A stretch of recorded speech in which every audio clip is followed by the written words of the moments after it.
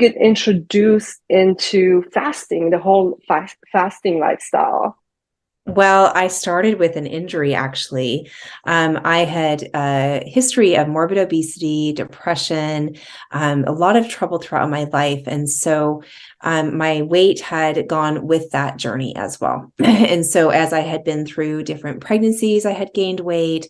I was actually overweight as a child and as a teenager. And so really, I don't think I remember a time that I wasn't struggling with food addiction, carb addiction, weight issues. And so what had happened is I had tried many, many ways to go about this and to turn it around. And I was in an exercise phase. I was up at 300 pounds, which I have been at that weight many times throughout my journey. I was 46 years old and was over exercising.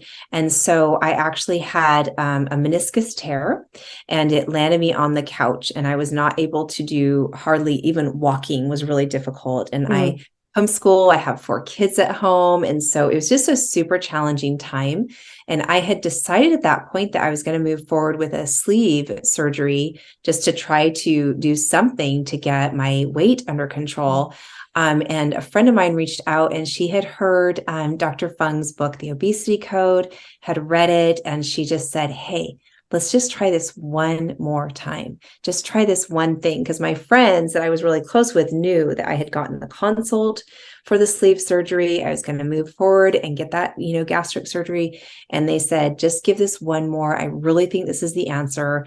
And actually, it was the answer. I couldn't believe it. So, Wow, because I'd done so many things, I'd done Weight amazing. Watchers, Atkins, I did programs at church, I'd done, so many different things. And so it was through a friend, through somebody that personally I knew and that I trusted, that reached out to me and that said, "Listen, let's do this, and I'll do this with you." And so I had accountability right from the start, and I had a resource, and I actually had the correct resource, because I had no idea that fat loss and fat gain and all of this composition had to do with your hormones. I did not know that.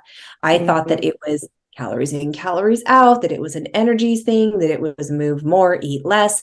And what I learned in Dr. Fung's book is that it is hormone controlled, and it's an insulin issue. It is not an issue Mhm. of, it's a lot more than just energy. Yes, Mhm. absolutely. I love that. And insulin, I mean, that's a hormone. Yes. And, women and men are different. We cannot fast the way men fast. And sometimes that's very hard to digest for a lot of people, but you're 100% right. So I have your pictures and I'll post them on YouTube. Your before and afters are absolutely astounding. I'm like, who is this person? Like, you do not even look like the same person. Like, absolutely mind blowing. So tell Yes. us, how much have you lost and how long has it taken?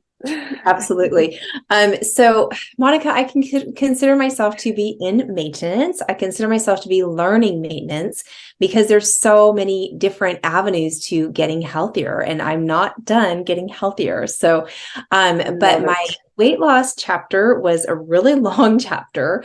I'm in fine tuning right now, but my start weight was 300, and I got down to 150 pounds, actually a little bit lower. I have a range. I have a Wow. range of, I don't pay attention to the scale as much.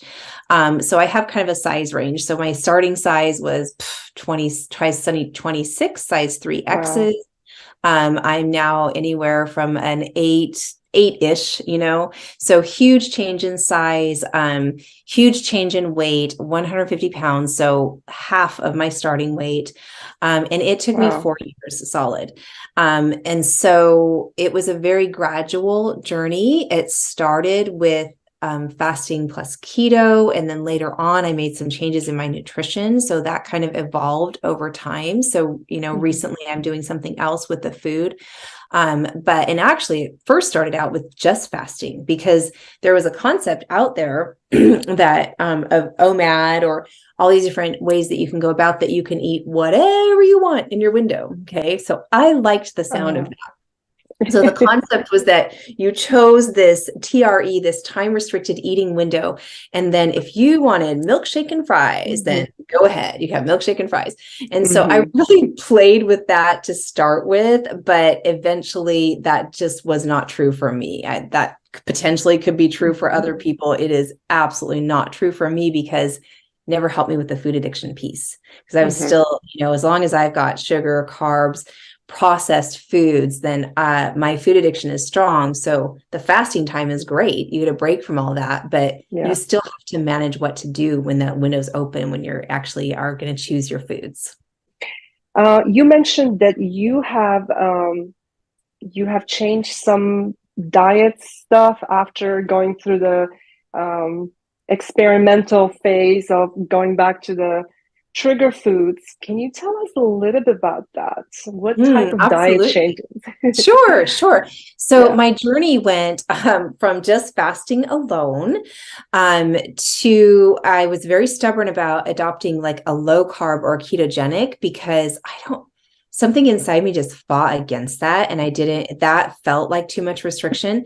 But as I got into that, my body liked it and was very happy. And so year one was me transitioning from out of processed food with fasting to ketogenic low carb with fasting.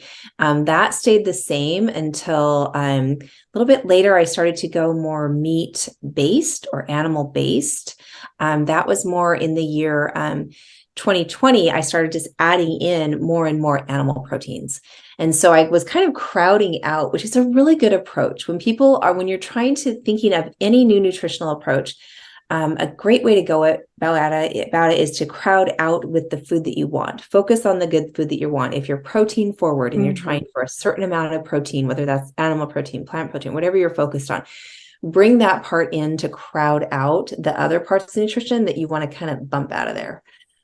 So I did a lot of that. Yeah. So definitely in the year 2020, I did a lot of protein forward, animal based. I didn't call myself carnivore at that point. I wasn't carnivore. I was very much meat and vegetables. And so that was getting me closer to my goals. I still enjoyed keto treats. I still enjoyed artificial sweeteners. I still enjoyed fat bombs. I was still using nuts. I was horribly addicted to nut butters, almond butters. So I was and I had lost quite a bit of weight at that point. I was around 180, 190s, so I had lost my first 100-ish pounds and was kind of bouncing around that 190. But I think that having those foods in, all of the coconut oils, the avocado oils, and the fat bombs, specifically the ones that had sweeteners, were really causing me to stumble. So I had in that holiday season, the 2020 holiday season, I actually kind of lost control and got into binging and got into sugar-free binging. So I would buy sugar-free candies and I would have all these candies. And so I just had enough of the addictive foods because those are also processed foods, right? And so that was my enough point. I had a friend that had been doing intermittent fasting plus carnivore that had shared her journey, Tiffany Henschel, intimately on a Facebook group. And so I've been reading about carnivore. So this was just absorbing information. And I was so fascinated because the anecdotal stories that I was hearing were mental health, people improving their mental health tremendously. I noticed a lot of people were improving disease states such as skin issues or autoimmune issues, which I didn't have those as much. But I also noticed them talking about no cravings, food freedom. And I was like, I want that. And I knew that was like from my fast, because sometimes you get into a fast and you feel like that. But then as soon as the food was back, then I would lose control with the food. And sometimes if I overfasted, trigger that ghrelin a little bit too much, would lose control when it was time to eat. So I started carnivore, trying a 1 month. That's what Dr. Sean Baker has recommended, is a 30-day challenge. So for January of 2021, I decided I'll try carnivore 1 month. And excuse me, I felt so good in my 30-day carnivore journey that I'm like, this isn't for 1 month. This is going to be 3 months, 4 months, 6 months. I am over 2 years, 100% Wow. carnivore. So this was obviously a good fit for me. Yeah. So So, I'm not, Emily, yes, yes. for those who are not familiar with the carnivore diet is, can you just give us like a little like Yeah. description of like what is carnivore diet? What can you eat Yeah. on it?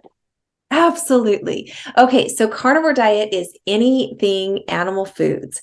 And so any kind of meats. So people are very focused usually on ruminant meats, on beef, bison, lamb, elk, because those are the most bioavailable, nutrient dense of all of the animal foods. But Hmm. it's really good to include a variety. So any kind of fish, poultry, you want to take a look at how the animal was raised and what environment they're in and the health and if they were given antibiotics. And so that's kind of something that you need to look at as well. But yeah, so eggs are wonderful. Eggs are so nutrient dense. Dairy, a small amount of dairy is fine for some people, not all. I have a small amount of dairy in my diet. You don't want that to be the foundation of your animal-based diet. And you definitely want to look at raw. But yeah, these are just meats and the fats that come with the meat. Butter is an animal food. Butter is a wonderful, high fat, high butyrate, nutrient dense food. So good for your hormones. So yeah, you can just look at all those. And on dairy, you'll want to kind of keep on the lower carb. The higher carb dairy can be problematic for some people, but that part's individual. But yeah, we're just talking meat. A lot of people go a meat only diet. So yeah. Okay. So can you have any fruits? No vegetables, obviously, right? Just can you have Yeah. fruit as well? Some people Well, yeah, include I mean, fruit. you can choose your own. Fruit is definitely not carnivore. So it depends. Do you want to be mostly animal based? Do you want to be, there's a wide spectrum. And so Mhm. carnivore is one of many diets that are a species appropriate spectrum. So you can be 100% carnivore like me if you want.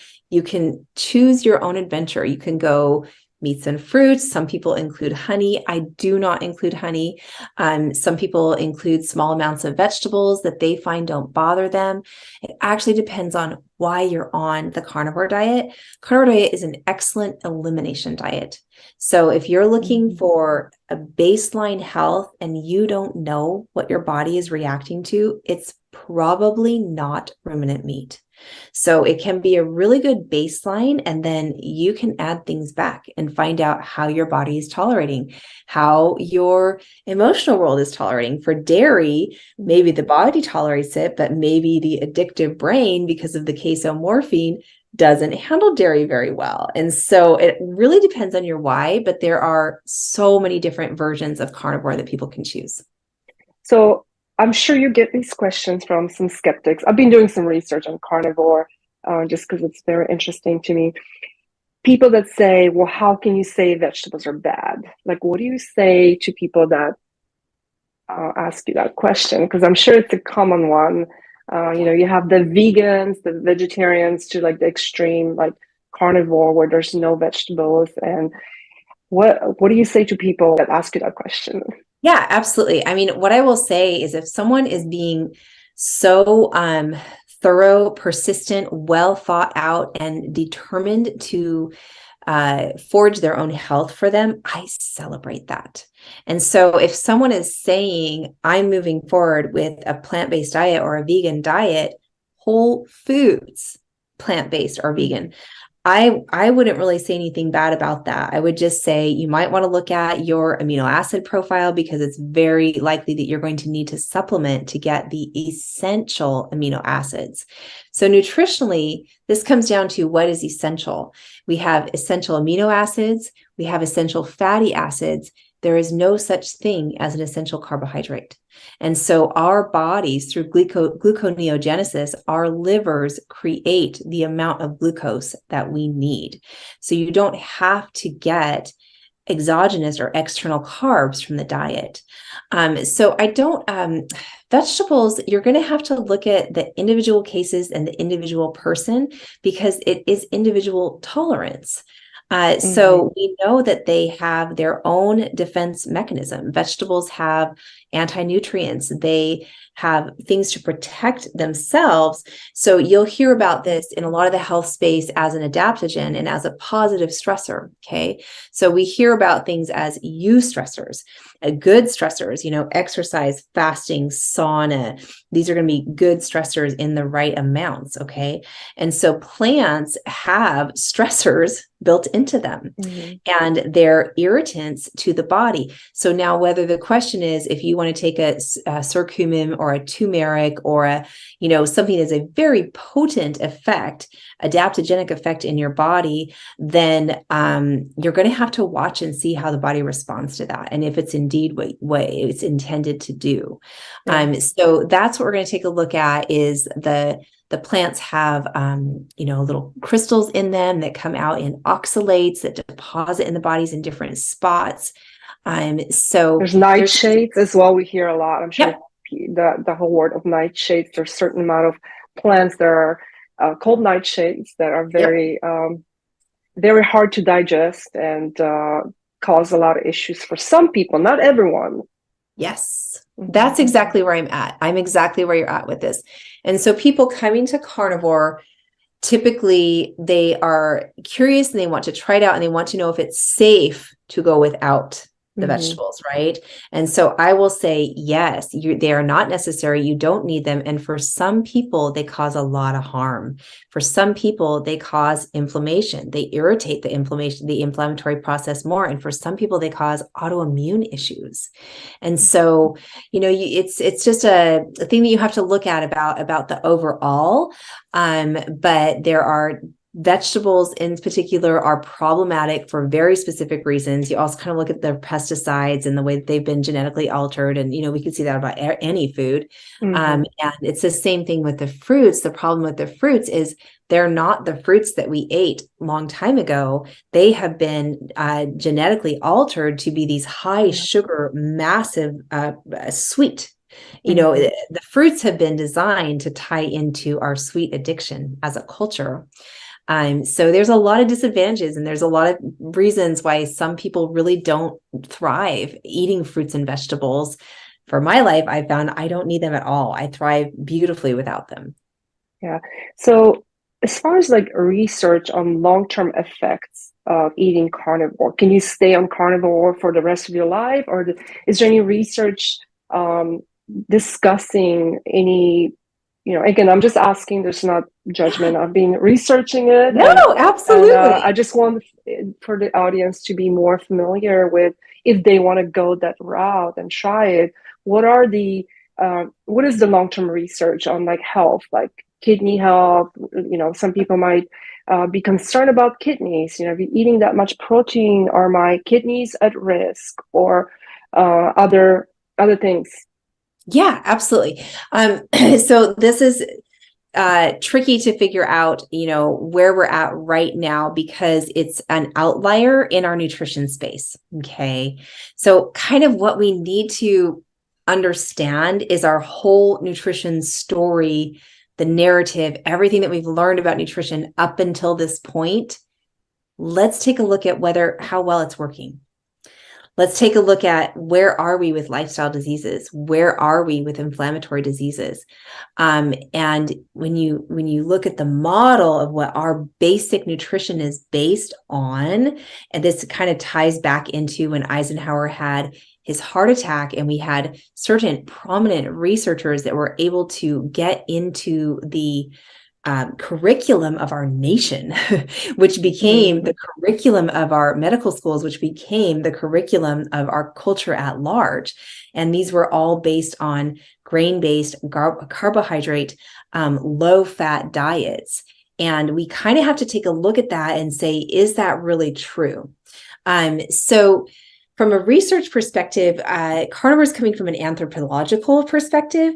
And so what you're going to want to look at is how long have human beings existed and how long have they been eating this manufactured processed food, processed sugar-based diet versus how long have we been perpetuating species after generation. So it kind of goes back to an ancestral way of eating is what we're going back to. That ancestrally, when we look at the bones and everything that's happening, that is, very much pointing towards meat. And when we look at the cavemen's drawings, do we see, tons of vegetables and fruits in those drawings? We see meat.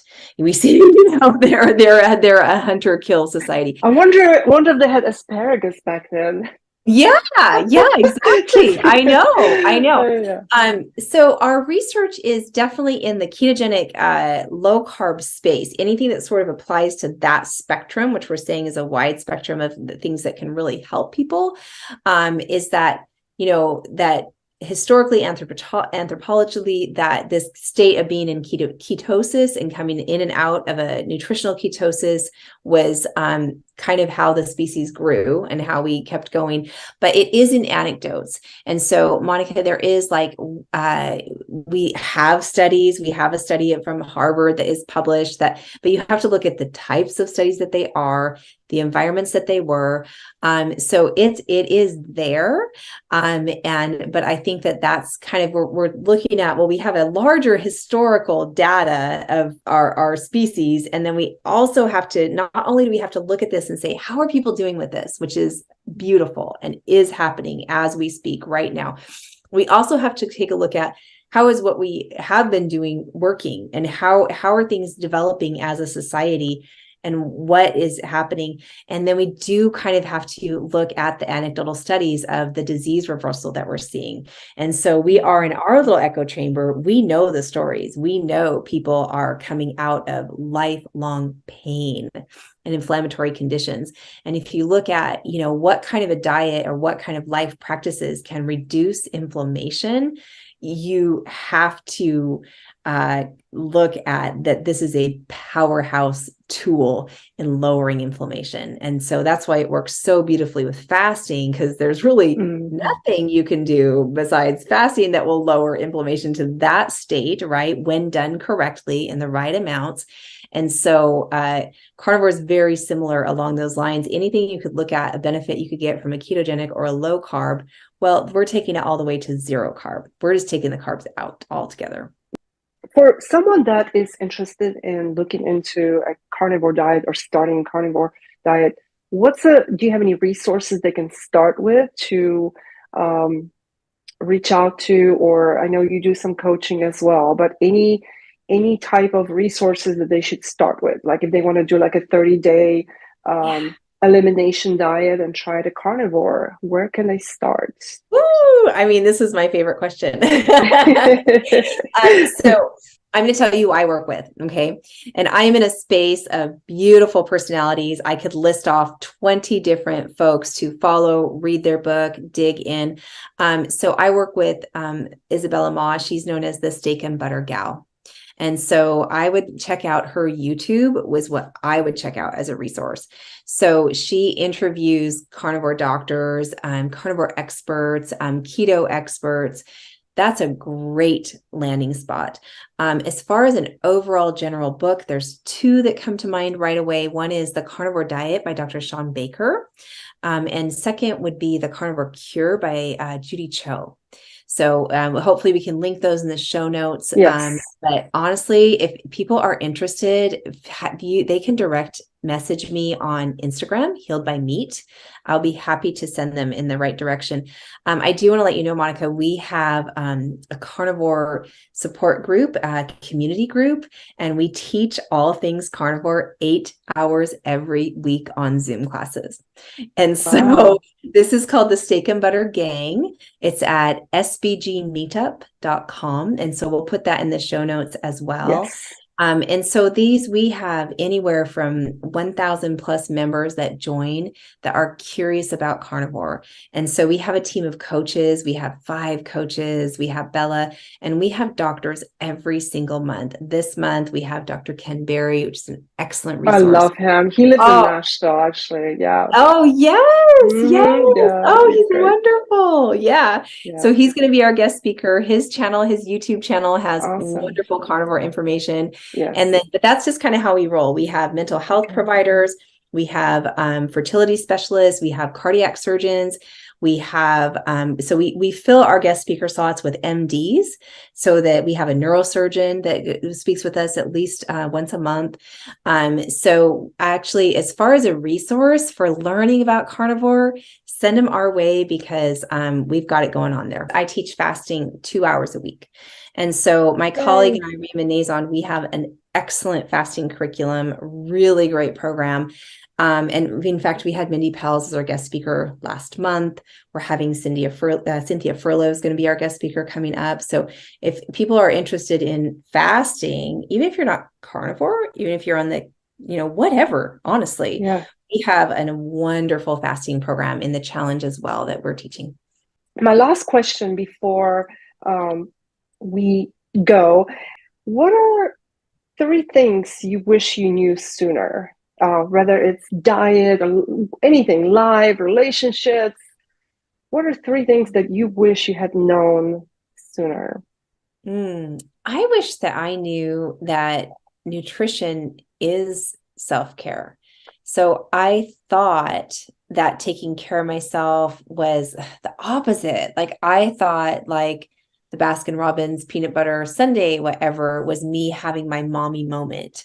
I thought that me getting that hit, from foods that were actually quite damaging was my relaxation. And so I think me figuring out that my actual relaxation is all the steps that I take, because this takes preparation to be in charge of your life and to make this decision, because these decisions are based on so many decisions that you make during the days. And so the decisions that I make now to purchase the food that nourishes my body, to prep the food that nourishes my body, to have the food that nourishes my body, that's my self-care. And so I wish I would have understood that in a different way, that when I'm feeling those, because we try to be so good and we try to do so much to please everybody around us and to be a good girl and do the right things. And but it's just, I don't know, I think doing those things was a form of boundaries.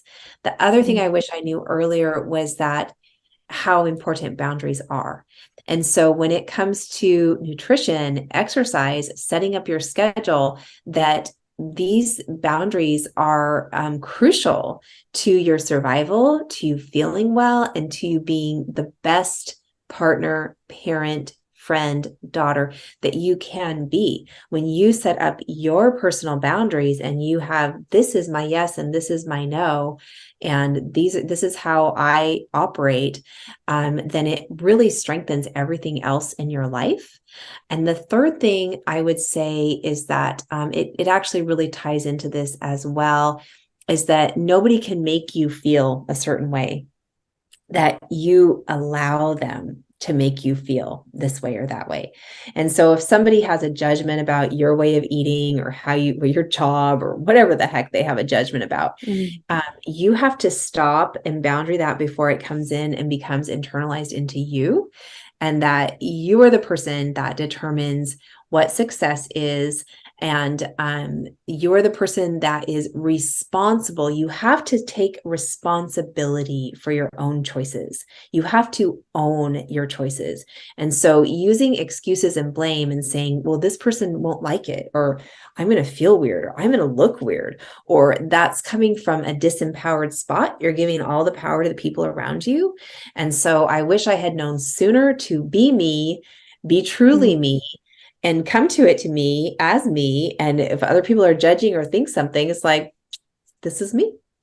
Oh, these are so good, Emily. I love these. I mean, this last one, nobody can make you feel a certain way without your permission. That is huge, huge. I love these. These are great. I'm sure a lot of people can relate to that. A Wow. great question. What a great closer. Thank you. No, thank you. I am so thankful for you spending the time to chat with me.